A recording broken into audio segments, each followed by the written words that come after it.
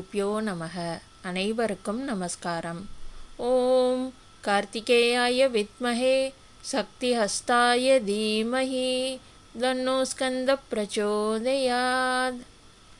இன்றைய தினம் நாம் பங்குனி உத்திரம் திருநாளின் முக்கியத்துவத்தை தெரிந்து கொள்ளலாம். தமிழ் மாதங்களில் உள்ள ஒவ்வொரு மாதமும் மிகவும் சிறப்பு வாய்ந்த நாளாகும்.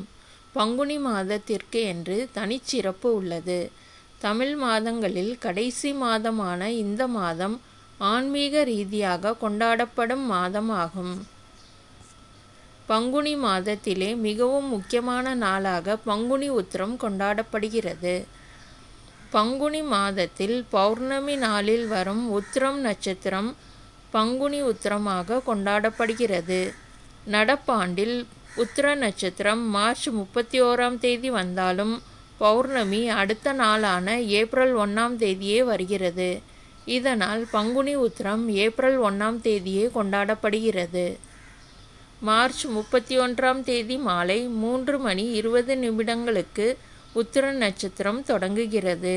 அடுத்த நாளான ஏப்ரல் 1 மாலை 4:17 வரை உத்திரம் நட்சத்திரம் நிறைவு பெறுகிறது.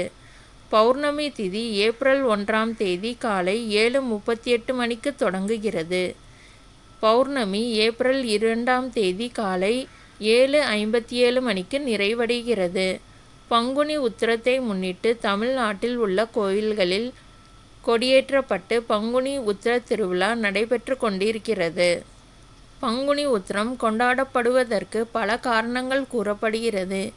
இந்த பங்குனி உத்திரம் நன்னாளில்தான் சிவபெருமான் பார்வதி, முருகன் தெய்வானை, ராமன் சீதை, ரெங்கமன்னார் ஆண்டாள் திருக்கல்யாணம் நடைபெற்றதாக புராணங்களில் கூறப்படுகிறது.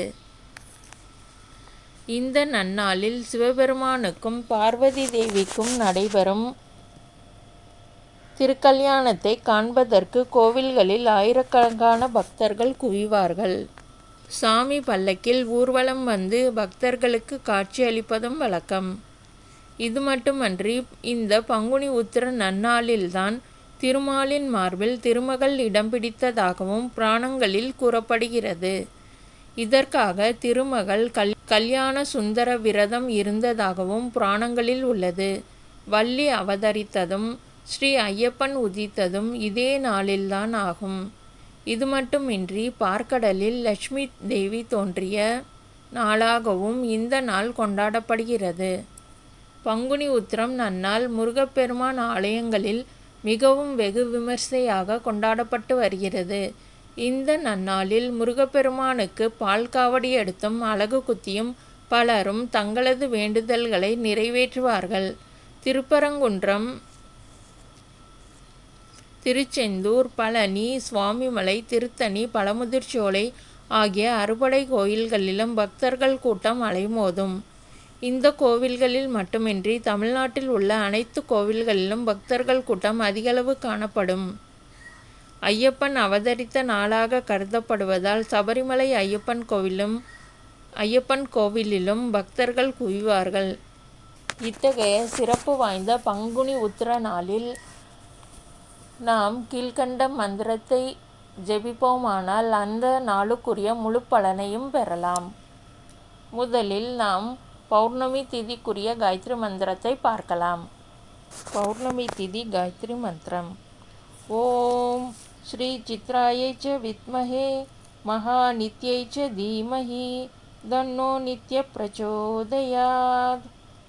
ஓம் ஸ்ரீ சித்ராயை ச வித்மஹே மகா நித்யை ச தீமஹி தன்னோ நித்ய பிரச்சோதயாத்.